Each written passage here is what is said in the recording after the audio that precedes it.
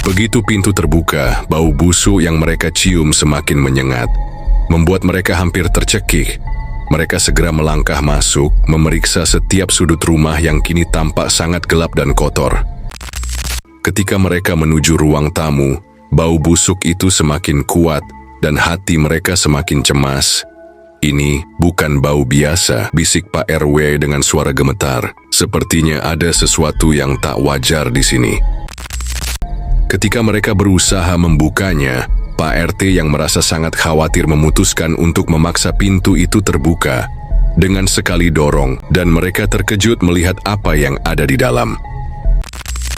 Di dalam kamar itu, terlihat dua sosok tubuh yang sudah tak bernyawa. Mereka tergeletak di lantai dalam kondisi mengenaskan. Tubuh mereka terbelah dan kepala terpisah dari badan. Bau busuk yang mereka cium ternyata berasal dari sini, dari dua jenazah yang tak terurus.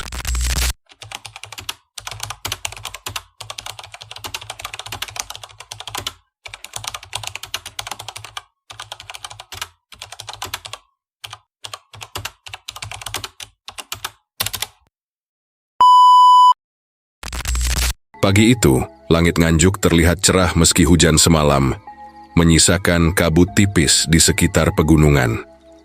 Komplek perumahan sederhana tempat Pak Wiranto dan keluarganya tinggal selalu terasa damai. Mereka sudah tinggal di sana lebih dari 10 tahun, dan setiap sudut rumah mengenal kebiasaan mereka. Bayu dan Syifa, dua anak mereka yang ceria, sering bermain sepulang sekolah, berlarian di halaman depan, atau bermain petak umpet bersama anak-anak tetangga. Suara tawa mereka selalu mengisi udara sore yang tenang. Bu Susi, dengan senyum hangatnya, selalu menyiapkan makan malam untuk keluarga tercinta. Pak Wiranto, yang bekerja sebagai pegawai negeri, pulang dari kantor dengan lelah, namun selalu menyempatkan diri untuk duduk bersama keluarganya di ruang tamu. Hari itu, suasana pagi tiba-tiba berubah saat sebuah mobil tua berhenti di depan rumah kontrakan sebelah. Mobil yang tampak usang itu membawa keluarga yang baru pindah. Dari dalam mobil, keluar seorang pria bertubuh kekar dengan wajah serius dan mata yang tampak kosong. Di belakangnya, seorang wanita dengan paras lembut, namun wajahnya terkesan murung turun dari mobil. Ia mengenakan pakaian sederhana, dan di tangannya tampak ada sebuah tas besar. Di samping wanita itu, seorang anak perempuan kecil dengan rambut ikal, mengenakan gaun yang sudah agak usang, memegang erat tangan ibunya. Mawar, nama anak itu, tampak malu-malu dan enggan menatap siapapun di sekitarnya. Mereka hanya melangkah pelan menuju pintu rumah kontrakan tanpa sepatah kata pun. Pak Wiranto yang melihat kejadian itu mengernyitkan dahi. Baru kali ini mereka melihat keluarga baru datang ke rumah kontrakan itu. Biasanya rumah tersebut tidak pernah dihuni dalam waktu lama, berpindah tangan dari satu penyewa ke penyewa lainnya, dengan kisah yang hampir selalu sama. Mereka datang lalu pergi begitu saja, seperti bayangan yang tak berbekas. Tetapi kali ini berbeda. Sesuatu dalam diri Pak Wiranto merasakan ketegangan yang aneh. Sepertinya ada sesuatu yang tidak biasa dengan keluarga itu. Hari demi hari berlalu, dan meskipun keluarga baru itu tampak seperti keluarga biasa, ada banyak hal yang mulai mengusik pikiran Pak Wiranto dan Bu Susi. Mereka jarang terlihat keluar rumah. Setiap pagi, Bu Nana, sang ibu, hanya tampak menyapu halaman dengan tatapan kosong, seolah ada sesuatu yang mengganggunya. Tidak ada percakapan yang terjadi di antara mereka, hanya sapa seadanya saat bertemu di depan pagar. Pak Rizal, sang suami, tampaknya lebih sering berada di dalam rumah, hanya sesekali terlihat keluar untuk membeli kebutuhan sehari-hari. Namun yang paling mengusik pikiran Bu Susi adalah anak mereka, Mawar. Setiap kali Bu Susi melihatnya bermain di halaman, ada sesuatu yang tampak tidak biasa. Mawar sering bermain sendiri, berlari ke sana kemari, tertawa kecil yang terkesan seperti tangisan. Terkadang, ia tampak seperti berbicara pada dirinya sendiri, seolah ada teman tak terlihat yang menemaninya. Bu Susi berusaha menebak-nebak, apakah Mawar benar-benar bermain sendiri atau ada seseorang yang sedang bersamanya. Namun, ketika ia bertanya pada Bayu dan Syifa, kedua anaknya itu hanya mengangkat bahu, seolah tak terlalu memikirkan hal tersebut. Pada suatu malam yang gelap, Pak Wiranto dan Bu Susi terjaga oleh suara tangisan. Itu datang dari rumah sebelah, rumah kontrakan yang kini dihuni oleh keluarga baru. Suara tangisan itu bukan hanya sekadar isak, tetapi seperti jeritan yang penuh dengan kesedihan dan ketakutan. Bu Susi terbangun dan mendengarkan dengan cermat, memastikan bahwa itu memang berasal dari sana. Suara itu terdengar seperti seorang ibu yang meratap, memanggil-manggil nama seseorang. Tangisan itu berlangsung lama, sampai hampir larut malam. Keanehan semakin terasa ketika Pak Wiranto juga mendengar suara yang sama. Namun, kali ini suara tangisan itu disertai oleh suara lain. Sebuah pertengkaran yang tak bisa dimengerti. Kata-kata yang saling beradu terdengar jelas meskipun hanya terputus-putus, seolah ada yang saling berteriak, saling membentak. "Aku tidak mau hidup seperti ini." Suara seorang wanita terdengar sangat jelas. "Aku tak ingin melihatmu lagi, Rizal." Balasan seorang pria terdengar diikuti oleh suara dentingan keras seperti benda yang terjatuh atau dipukul. Pak Wiranto merasa ngeri mendengarnya. "Dengar, Bu, itu seperti suara orang bertengkar," kata Pak Wiranto dengan nada serius. Bu Susi mengangguk pelan, matanya masih fokus keluar jendela, berusaha mencari tahu sumber suara itu. "Ya, sepertinya mereka sedang berkelahi," jawab Bu Susi, tapi ia tidak yakin dengan kata-katanya sendiri. Perasaan tidak enak mulai menggelayuti hatinya. Sesuatu dalam diri Bu Susi mengatakan bahwa ada yang sangat tidak wajar dengan keluarga itu. Tangisan itu bukan hanya sekadar kesedihan biasa, melainkan seperti jeritan dari kedalaman yang lebih gelap, seperti seseorang yang terjebak dalam dunia lain yang tak terjangkau oleh akal sehat. Di luar rumah, angin bertiup pelan, membuat dedaunan yang bergoyang seolah berbisik, dan suara tangisan itu terus terdengar, melintasi malam yang pekat. Semakin lama, suara itu semakin jelas, semakin tajam menusuk telinga. Terkadang, suara teriakan yang datang bersamaan dengan tangisan itu membuat Bu Susi menggigil. "Aku tak tahan lagi, Pak. Suara itu terlalu keras, sepertinya mereka benar-benar bertengkar," kata Bu Susi, suaranya sedikit bergetar. Pak Wiranto mengangguk, tak tahu harus berbuat apa. Mereka berdua hanya bisa duduk terpaku di ruang tamu, mendengarkan ketegangan yang seolah memancar dari rumah sebelah. Bayu dan Syifa yang sudah tertidur pulas di kamar mereka, tidak menyadari apa yang sedang terjadi di luar. Hanya Pak Wiranto dan Bu Susi yang terjaga, seolah terkurung dalam rasa cemas yang semakin mendalam. Di luar, suara tangisan itu semakin jelas, semakin mengerikan. Saat malam semakin larut, suara itu mulai menghilang. Namun ada keheningan yang membuat perasaan mereka semakin terperangkap dalam kegelapan malam. Suara pertengkaran yang sebelumnya terdengar jelas mulai mereda. Namun masih ada sesekali suara bisikan samar yang seolah datang dari dalam dinding rumah tetangga mereka. Seolah ada sesuatu yang berbicara tanpa suara, mengundang rasa takut yang semakin menggelayuti Bu Susi. Esok harinya, ketika Bu Susi keluar rumah untuk menyapa tetangga, ia melihat Bu Nana sedang menyapu halaman depan rumah mereka, seperti biasa. Namun kali ini, ada sesuatu yang mengganggu. Wajah Bu Nana tampak lelah, dengan mata yang sembab. Bu Susi terkejut melihat lebam ungu di sekitar matanya. "Bu Nana, kamu tidak baik-baik saja?" tanya Bu Susi dengan nada prihatin, mencoba mencari tahu. Bu Nana hanya tersenyum lemah dan menggelengkan kepala. "Ah, saya baik-baik saja, Bu. Hanya sedikit kelelahan saja," jawab Bu Nana. Namun senyumannya terasa dipaksakan, dan ada kesedihan yang mendalam di matanya. Bu Susi merasa cemas. Apa yang sebenarnya terjadi dengan mereka, pikirnya dalam hati. Ada sesuatu yang tampaknya disembunyikan oleh Bu Nana dan keluarganya. sesuatu yang lebih gelap daripada sekadar perkelahian rumah tangga atau masalah biasa. Sesuatu yang membuat Bu Susi merasa takut meski ia tidak tahu mengapa. Hari demi hari berlalu, namun suasana di kompleks perumahan itu terasa semakin tegang. Keluarga Pak Rizal, Bu Nana, Pak Rizal dan Mawar, yang sebelumnya selalu ada, kini tampak menghilang dari kehidupan sehari-hari. Rumah kontrakan yang mereka tinggali seolah menjadi sunyi, sepi. Tak ada lagi suara langkah kaki yang terdengar dari dalam.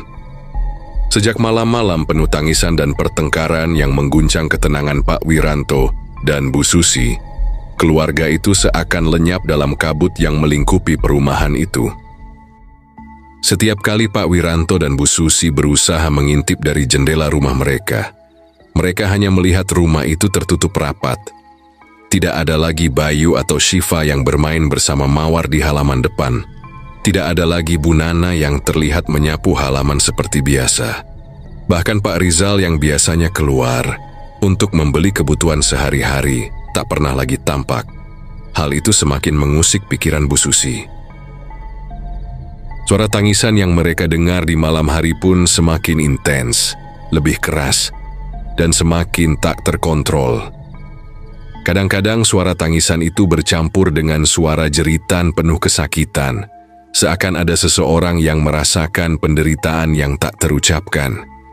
Entah kenapa, meskipun suara itu datang dari rumah sebelah, Bu Susi merasa ada sesuatu yang sangat dekat, seolah suara itu berasal dari dalam dirinya sendiri. Ia merasa sangat cemas, gelisah, dan tak bisa tidur dengan tenang. Pada suatu sore, Bu Susi berdiri di depan rumah. Matanya tertuju pada rumah Pak Rizal yang tampak gelap. Angin sepoi-sepoi membuat daun-daun pohon di sekitar rumah berdesir. Namun tak ada kehidupan yang terlihat di dalam rumah. Bayu dan Syifa yang sedang bermain di halaman depan rumah mereka tampak seperti tidak peduli dengan keanehan itu. Namun Bu Susi merasakan kegelisahan yang semakin dalam. Ia tak bisa tinggal diam lebih lama lagi. Sesuatu yang tidak beres tengah terjadi di rumah itu, dan ia harus mengetahui apa yang sedang terjadi. Bu Susi memberanikan diri untuk mengunjungi rumah Bu Nana. Meskipun hatinya dipenuhi kecemasan, ia bertekad untuk mendapatkan jawaban. Ia ingin memastikan bahwa tetangganya baik-baik saja, dan jika ada yang salah, ia bisa membantu. Dengan langkah hati-hati, Bu Susi melangkah menuju rumah sebelah, sambil berusaha menenangkan perasaan yang mulai kacau. Sesampainya di depan pintu rumah Pak Rizal, Bu Susi merasa ada sesuatu yang aneh. Pintu itu tertutup rapat, tanpa suara apapun di dalam. Tak ada suara langkah kaki, tak ada gerakan apapun dari dalam rumah. Ia mengetuk pintu dengan lembut, berharap ada yang membuka. Bu Nana, Pak Rizal, Mawar, ada di rumah? Panggil Bu Susi dengan suara pelan namun penuh kecemasan. Hening. Bu Susi mengetuk pintu lagi. Kali ini dengan sedikit lebih keras, tetapi tetap tak ada jawaban. Ia mencoba memanggil lagi. Lebih keras, lebih jelas, namun suara panggilannya tak lebih dari gema yang terbuang begitu saja. Pintu itu tetap tak terbuka. Rasanya seperti ada dinding tak terlihat yang menghalangi jalannya. Ada perasaan aneh yang menjalari tubuh Bu Susi, seperti ada sesuatu yang mengawasi setiap gerakannya. Kenapa tidak ada yang membuka? Gumam Bu Susi dalam hati, tak habis pikir dengan keanehan yang sedang terjadi. Wajahnya tampak semakin cemas, dan ia mulai merasakan ketegangan yang semakin kuat di dadanya. Apakah mereka tidak ingin bertemu? Ataukah ada sesuatu yang lebih besar yang membuat mereka enggan untuk keluar? Tanpa membuang waktu lebih lama, Bu Susi memutuskan untuk mencoba mengetuk pintu belakang, berharap masih ada jalur lain untuk bertemu dengan Bu Nana atau salah satu anggota keluarga itu. Namun, saat ia berbalik, ia merasa tubuhnya terkunci oleh pandangan sesuatu yang tak terlihat. Dalam sekejap, perasaan takut mulai merayapi dirinya. Ia menoleh ke sekitar rumah dan merasa ada yang salah. Sudut-sudut rumah itu tampak kosong, dan suasana di sekitarnya terasa semakin suram. Tidak ada suara apapun selain desiran angin yang terus bertiup pelan. Dengan sedikit ragu, Bu Susi akhirnya memutuskan untuk kembali ke rumahnya. Kakinya terasa berat dan tubuhnya gemetar, meski ia tidak tahu pasti apa yang mengganggunya. Sesampainya di rumah, ia segera memberitahu Pak Wiranto tentang keganjilannya. Pak Wiranto yang sudah mulai merasa khawatir sejak beberapa hari yang lalu mendengarkan dengan serius. Bu, sepertinya ada yang tidak beres dengan keluarga itu. Mereka seperti hilang begitu saja. Bahkan Bayu dan Syifa sudah lama tidak bermain lagi dengan Mawar, padahal biasanya mereka sangat dekat, kata Pak Wiranto sambil mengelus dagunya. Berpikir keras saya, Pak. Aku sudah mengetuk pintu mereka tapi tak ada yang menjawab. Rasanya ada sesuatu yang tak beres, jawab Bu Susi. Suaranya bergetar. Hari-hari berlalu dan keanehan semakin merasuk dalam kehidupan keluarga Pak Wiranto. Setelah mereka melaporkan ketidakberesan di rumah Pak Rizal kepada Pak RT dan Pak RW, harapan mereka sempat muncul. Mungkin ada sesuatu yang bisa dijelaskan. Namun, tidak ada perkembangan yang berarti. Rumah itu tetap sunyi, dan ketiga penghuni yang sebelumnya tampak sangat tertutup kini menghilang tanpa jejak. Suasana di kompleks perumahan yang biasanya tenang kini berubah menjadi penuh kecemasan. Pada suatu malam yang gelap, saat hujan turun rintik-rintik, suasana di rumah Pak Wiranto terasa semakin menekan. Bayu dan Syifa sudah tidur, namun Bu Susi dan Pak Wiranto terjaga. Mereka duduk di ruang tamu, memandangi hujan yang jatuh membasahi halaman rumah. Angin yang berhembus membuat pintu kayu rumah berderik pelan, seolah ikut mengiringi ketegangan yang semakin menggantung. Tiba-tiba suara ketukan keras terdengar dari pintu depan rumah mereka. 3 ketukan berturut-turut, tajam dan jelas. Tak ada angin, tak ada hujan yang bisa menjelaskan suara tersebut. Bu Susi dan Pak Wiranto terperanjat. Mereka saling berpandangan, tercengang dan bingung. "Siapa itu?" tanya Pak Wiranto, matanya menyipit, berusaha mencari tanda-tanda di luar yang bisa menjelaskan suara itu. Tanpa ragu, Pak Wiranto berdiri dan berjalan menuju pintu depan. Ia membuka pintu dengan hati-hati, berharap melihat seseorang yang datang. Tetapi, seperti yang mereka duga, tidak ada siapa-siapa. Keheningan malam kembali menyelimuti rumah mereka. Hanya ada bunyi hujan yang terus turun. Namun, ketegangan itu belum juga menghilang. Ada sesuatu yang tidak beres, sesuatu yang membuat udara terasa semakin berat. "Pak, tidak ada siapa-siapa di luar," kata Pak Wiranto dengan suara parau, kembali menutup pintu. Namun ketukan itu tidak berhenti. Kali ini lebih keras, seperti ada yang memaksa untuk masuk. Bu Susi yang sudah berdiri di samping Pak Wiranto merasa tubuhnya bergetar. "Apa yang terjadi, Pak?" tanyanya dengan suara gemetar. Ada keringat dingin yang mengalir di dahinya. Semua lampu di ruang tamu mati. Seakan cahaya di dalam rumah mereka pun mulai meredup, seiring dengan semakin kuatnya ketukan itu. Pak Wiranto meraih senter dan menyorot keluar jendela. Tidak ada yang terlihat. Bayu dan Syifa yang sebelumnya tidur di kamar mereka tiba-tiba berlari ke ruang tamu. "Ayah, Ibu, ada yang ketuk pintu," kata Syifa dengan mata besar yang dipenuhi ketakutan. Bayu hanya diam, terperangkap dalam ketakutan yang sama. "Jangan khawatir, Nak. Ayah dan Ibu akan cek dulu," kata Pak Wiranto mencoba menenangkan anak-anaknya. Namun, hatinya juga mulai diliputi rasa khawatir yang mendalam.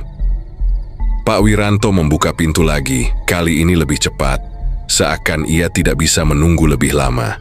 Namun, lagi-lagi tidak ada orang di luar. Suasana semakin sunyi, dan ketukan itu menghilang begitu saja, seolah tidak pernah terjadi.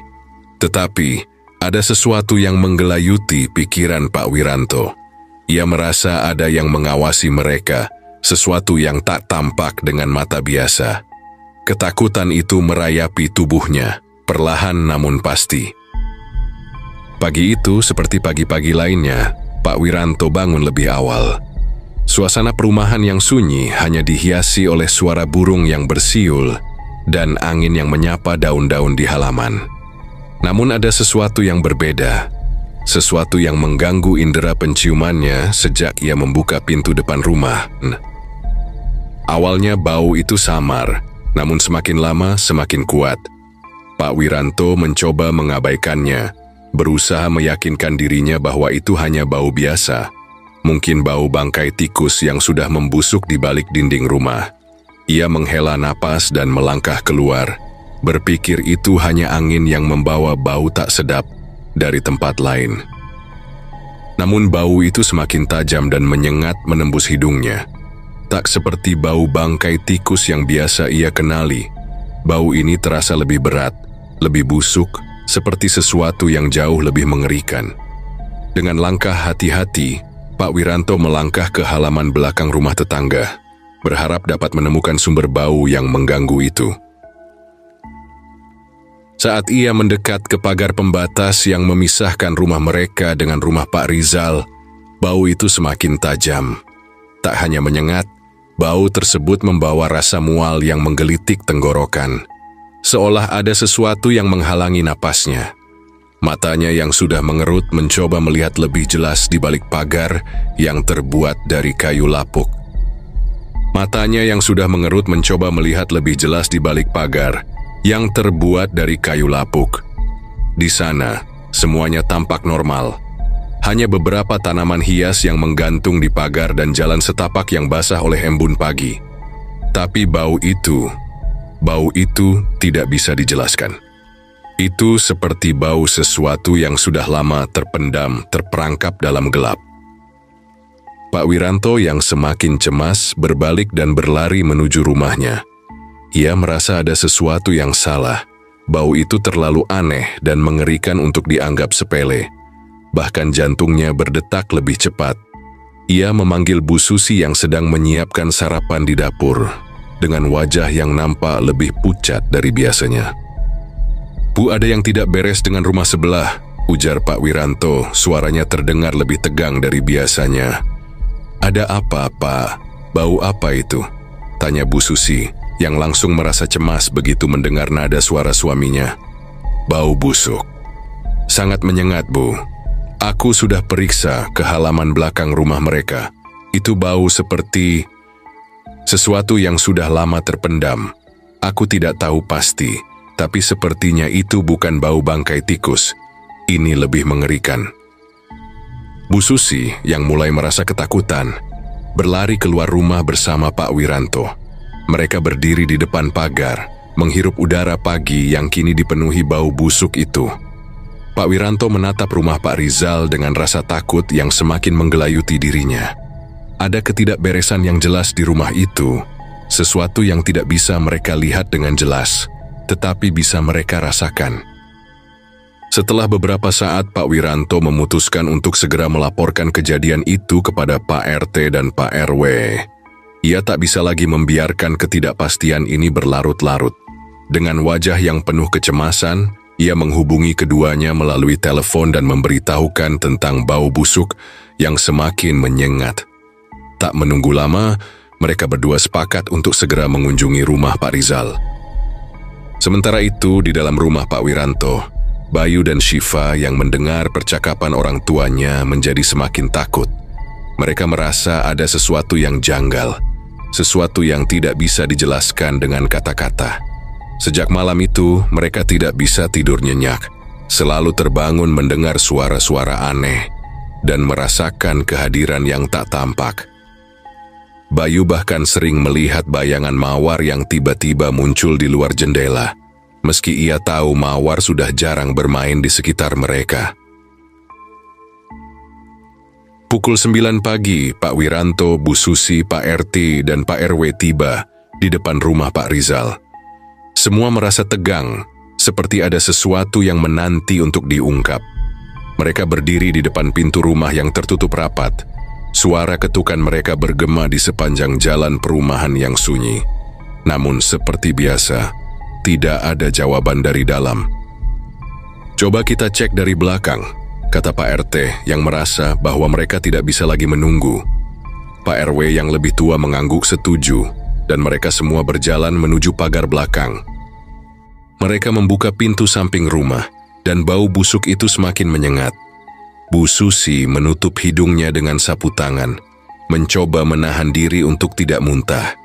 Pak Wiranto memimpin langkah mereka, namun hatinya semakin resah.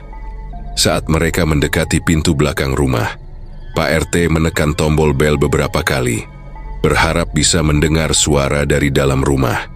Tapi yang mereka dengar hanya kesunyian, seperti ada yang menelan suara mereka. Pak RW yang sudah tak sabar berlari ke pagar belakang dan mencoba melihat lebih dekat ke dalam rumah. Dengan senter yang dia pegang, ia mencoba menerobos kebun yang tampak tidak terurus. Mata senter yang bersinar redup menerangi sekeliling, dan saat sinarnya jatuh pada salah satu jendela, Pak RW melihat sesuatu yang mencurigakan. Sebuah bayangan gelap melintas di balik tirai. Tanpa berbicara lebih banyak, Pak RT dan Pak RW memutuskan untuk mendobrak pintu belakang rumah itu. Pak Wiranto dan Bu Susi hanya bisa berdiri diam, menunggu dengan rasa takut yang semakin menekan. Begitu pintu terbuka, bau busuk yang mereka cium semakin menyengat, membuat mereka hampir tercekik. Mereka segera melangkah masuk, memeriksa setiap sudut rumah yang kini tampak sangat gelap dan kotor. Pencahayaan di dalam rumah itu minim. Hanya ada sedikit cahaya dari celah-celah jendela yang tertutup rapat. Mereka berjalan perlahan, senter mereka menyoroti dinding-dinding yang tampak basah dan berjamur. Ketika mereka menuju ruang tamu, bau busuk itu semakin kuat dan hati mereka semakin cemas. Ini bukan bau biasa, bisik Pak RW dengan suara gemetar. Sepertinya ada sesuatu yang tak wajar di sini. Mereka berlanjut, hingga akhirnya mereka tiba di depan sebuah pintu kamar tidur yang tertutup rapat. Ketika mereka berusaha membukanya, Pak RT yang merasa sangat khawatir memutuskan untuk memaksa pintu itu terbuka. Dengan sekali dorong, pintu terbuka, dan mereka terkejut melihat apa yang ada di dalam. Di dalam kamar itu, terlihat dua sosok tubuh yang sudah tak bernyawa. Mereka tergeletak di lantai dalam kondisi mengenaskan. Tubuh mereka terbelah dan kepala terpisah dari badan. Bau busuk yang mereka cium ternyata berasal dari sini, dari dua jenazah yang teronggok tak terurus. Pak Wiranto, Bu Susi, Pak RT, dan Pak RW berdiri diam, tercengang oleh pemandangan yang mengerikan di hadapan mereka. Keheningan yang mencekam memenuhi ruangan itu, seakan suara apapun tidak berani keluar. Tak lama kemudian, mereka melaporkan temuan ini kepada pihak berwajib. Namun, misteri tentang siapa yang bertanggung jawab atas pembunuhan ini masih menyelimuti perasaan mereka, membawa mereka ke dalam ketakutan yang lebih besar. Begitu para petugas polisi tiba, mereka segera memeriksa rumah itu dan menemukan dua jenazah yang sangat mengenaskan. Polisi yang dipimpin oleh Kapolsek setempat, Pak Eko, memeriksa dengan teliti setiap sudut rumah yang sepi. Mereka menemukan banyak bukti yang menunjukkan bahwa ini bukanlah pembunuhan biasa. Ini adalah perbuatan yang sangat terencana, penuh kebencian, dan mengerikan. Namun, yang paling mencengangkan adalah fakta bahwa kedua jenazah itu ditemukan dalam keadaan yang sangat kejam, dengan kepala yang terpisah dari tubuh. Pak Wiranto, Bu Susi, dan warga lain yang datang hanya bisa berdiri terpaku, terkejut, dan tidak bisa mengungkapkan perasaan mereka. Mereka merasa seolah-olah mereka telah memasuki dunia lain, tempat di mana kegelapan dan kejahatan merajalela tanpa bisa dijelaskan. Ini bukan pembunuhan biasa, ujar Pak Eko, Kapolsek yang telah berpengalaman menangani banyak kasus. Kami akan berusaha mencari Pak Rizal secepatnya. Dialah yang menjadi kunci dari peristiwa ini. Ia memerintahkan penyidik untuk memeriksa setiap bukti di dalam rumah itu dengan seksama. Jangan abaikan apapun, meskipun tampaknya kecil atau tidak relevan, kata Pak Eko. Suaranya tegas namun terdengar khawatir. Penyelidikan yang terus berlanjut semakin memperburuk situasi. Tak ada tanda-tanda kekerasan yang baru, namun suasana di dalam rumah seolah mengandung banyak rahasia gelap. Bahkan laporan dari beberapa tetangga mengatakan bahwa mereka tidak pernah melihat Pak Rizal keluar rumah dalam beberapa hari terakhir. Seolah-olah dia lenyap begitu saja setelah peristiwa mengerikan itu terjadi. Dia menghilang tanpa jejak.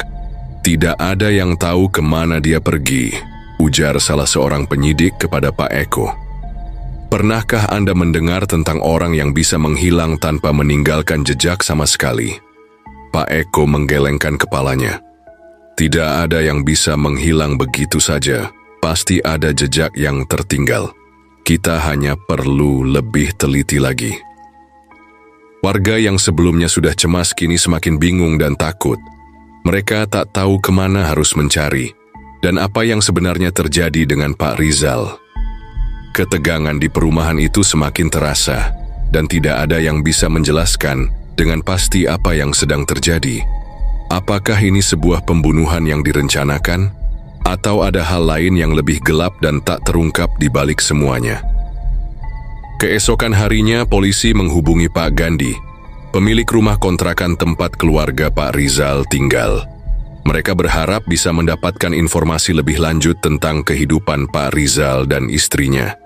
Pak Gandhi, seorang pria paruh baya dengan wajah yang selalu tampak gelisah, menerima panggilan itu dengan enggan. Saya tak tahu banyak tentang mereka, jawab Pak Gandhi dengan suara yang ragu-ragu. Mereka hanya menyewa tempat itu, dan saya tak pernah terlalu mendalami kehidupan mereka.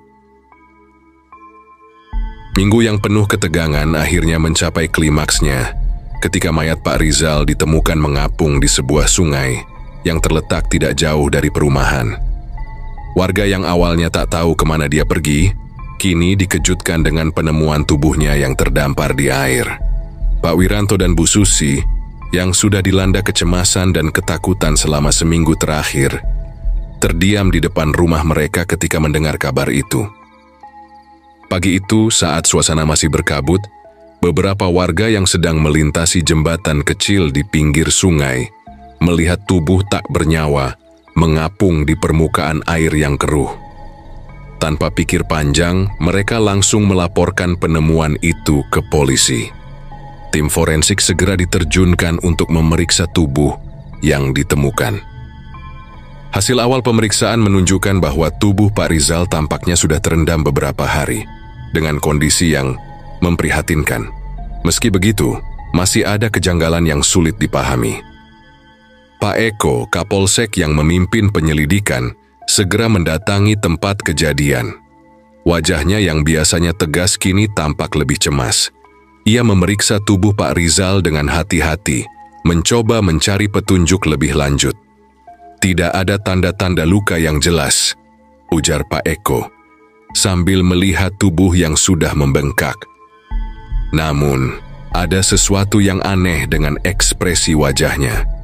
Seperti ada rasa ketakutan yang terperangkap di sana. Penyelidikan lebih lanjut mengungkapkan bahwa meski tubuh Pak Rizal tampak tidak terluka secara fisik, ada bukti bahwa ia mungkin telah menderita sebelum akhirnya meninggal. Pak Eko memerintahkan untuk dilakukan otopsi guna mengungkap penyebab pasti kematian.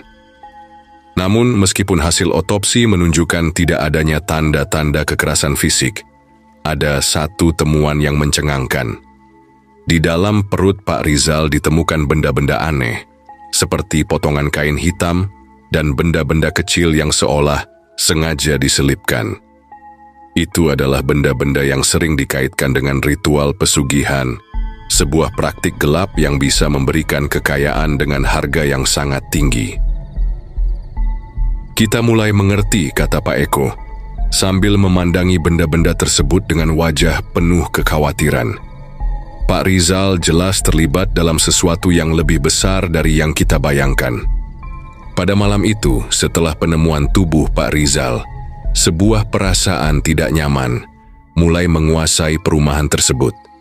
Banyak warga yang mulai merasa takut untuk tidur dengan tenang, khawatir jika ada sesuatu yang lebih buruk akan terjadi.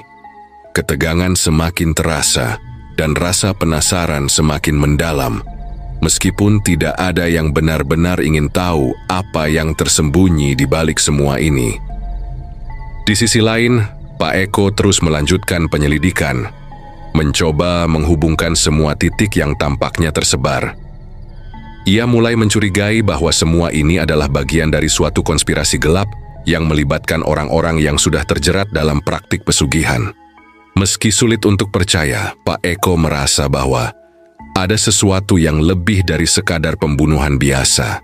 Ini adalah bagian dari kisah yang jauh lebih besar dan jauh lebih berbahaya. Ini belum selesai, kata Pak Eko, sambil memandangi foto Pak Rizal yang tergeletak di meja penyelidikan. Kita harus menemukan siapa yang ada di balik semua ini. Hari-hari setelah penemuan Pak Rizal yang ditemukan tewas di sungai, suasana di komplek perumahan itu terasa semakin mencekam. Semua warga merasa seolah-olah ada sesuatu yang tak beres, namun tak ada yang bisa menjelaskan apa yang sebenarnya terjadi. Semua itu berubah ketika penyelidikan polisi mencapai titik terang. Pak Eko, yang memimpin tim penyelidikan, akhirnya menemukan satu petunjuk yang mengarah ke pemilik kontrakan, Pak Gandhi. Awalnya Pak Gandhi tampak seperti orang biasa, seorang pria tua yang memiliki beberapa rumah kontrakan di sekitar komplek tersebut.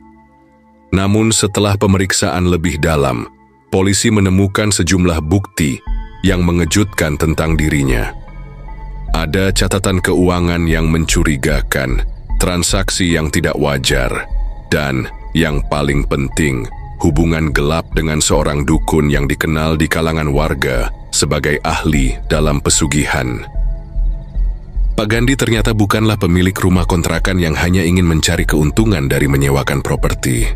Dia adalah seorang pria yang terperangkap dalam keputusasaan karena tumpukan utang yang menumpuk. Berbulan-bulan lamanya, ia mencari cara untuk melunasi utangnya. Sampai akhirnya ia bertemu dengan seorang dukun yang menawarkan jalan pintas, pesugihan.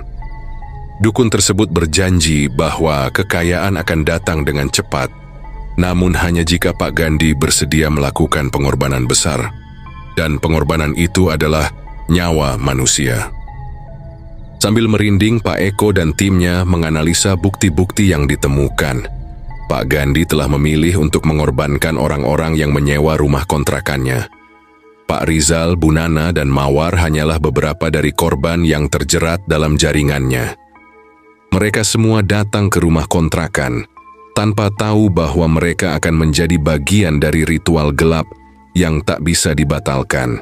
Sebagai bagian dari ritual pesugihan, Pak Gandhi harus menumbalkan nyawa orang-orang yang tinggal di rumah itu untuk mendapatkan kekayaan yang dijanjikan. Namun, meskipun sudah melakukan pembunuhan, kekayaan itu tak kunjung datang. Saat Pak Gandhi melihat bahwa segala upayanya tidak membuahkan hasil, ia semakin terdesak. Ketika Pak Rizal mulai merasa ada yang aneh dan semakin tertekan dengan keadaannya, Pak Gandhi menyadari bahwa kekayaan yang dijanjikan oleh dukun itu mungkin tidak akan pernah datang. Alih-alih kekayaan, ia malah dihantui oleh roh-roh yang tak terpuaskan. Setiap malam Pak Gandhi mendengar suara-suara aneh, suara tangisan yang tak pernah berhenti, dan bayangan gelap yang mengikuti setiap langkahnya. Tak ada kedamaian dalam hidupnya lagi. Pembunuhan yang ia lakukan justru membawa kutukan bagi dirinya sendiri. Setelah polisi berhasil mengumpulkan bukti yang cukup, mereka melacak keberadaan Pak Gandhi. Dia ditemukan di sebuah rumah terpencil di pinggiran kota, tempat di mana ia mencoba bersembunyi dari penyesalan dan ketakutannya. Dengan tangan gemetar dan suara yang tercekat, Pak Gandhi akhirnya mengakui semuanya. Ia mengaku telah melakukan ritual pesugihan dengan bantuan seorang dukun, berharap bisa mendapatkan harta yang cukup untuk melunasi utangnya. Ia mengorbankan Bu Nana dan Mawar, dan setelah mereka meninggal, ia merasa bahwa kutukan itu justru mulai menghantui hidupnya. Ketakutannya semakin meningkat setelah Pak Rizal juga ditemukan tewas, seolah-olah balasan dari perbuatannya.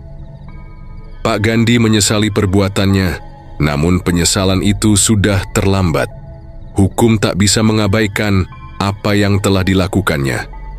Setelah proses hukum yang panjang, Pak Gandhi akhirnya dijatuhi hukuman mati atas semua pembunuhan yang ia lakukan. Warga komplek perumahan itu menyaksikan dengan ngeri ketika Pak Gandhi dibawa ke ruang sidang untuk menerima hukuman yang setimpal. Mereka merasa lega, namun tetap tidak bisa menghilangkan rasa takut yang masih membekas di hati mereka. Sementara itu, meskipun perumahan tersebut akhirnya kembali tenang, banyak hal yang telah berubah. Setiap malam, warga yang biasa tidur dengan nyenyak kini sering terbangun dari mimpi buruk, merasa seolah-olah ada yang mengawasi mereka. Bayangan-bayangan dari kejadian mengerikan itu masih terasa menggantung di udara, tak mudah untuk dihilangkan. Di rumah kontrakan yang sebelumnya ditempati Pak Rizal, rumah itu kini kosong, tak ada yang berani untuk menyewanya. Dinding-dinding yang dulunya penuh canda tawa kini hanya menyisakan kesunyian, sebuah tempat yang terhubung dengan kenangan kelam. Pak Wiranto dan Bu Susi, meskipun mereka merasa lega karena keadilan telah ditegakkan, tetap merasa terguncang oleh apa yang mereka alami. Setiap kali mereka melangkah keluar rumah, mereka merasa ada yang hilang. Sebuah ketenangan yang sulit mereka rasakan lagi. Bayu dan Syifa juga tak bisa menghindari bayangan wajah Bu Nana dan Mawar yang masih membayangi mereka, meskipun mereka berusaha untuk melanjutkan hidup. Kehidupan di komplek itu kembali berjalan, namun tak akan pernah sama lagi. Warga yang dulunya tidak percaya dengan cerita-cerita mistis kini mulai melihat dunia dengan cara yang berbeda. Mereka tahu bahwa ada kekuatan yang lebih besar dari sekadar manusia yang bisa mempengaruhi takdir, dan mereka harus waspada agar tidak terjebak dalam kegelapan yang sama. Namun satu hal yang pasti, semua orang yang pernah tinggal di perumahan itu akan selamanya mengingat kisah ini. Kisah tentang rumah kontrakan yang penuh dengan rahasia kelam, tentang pengorbanan yang tak termaafkan, dan tentang kutukan yang tak akan pernah hilang. Semua itu akan menjadi bagian dari sejarah perumahan itu, dan meskipun waktu berlalu, tak ada yang bisa melupakan tragedi yang pernah terjadi di sana.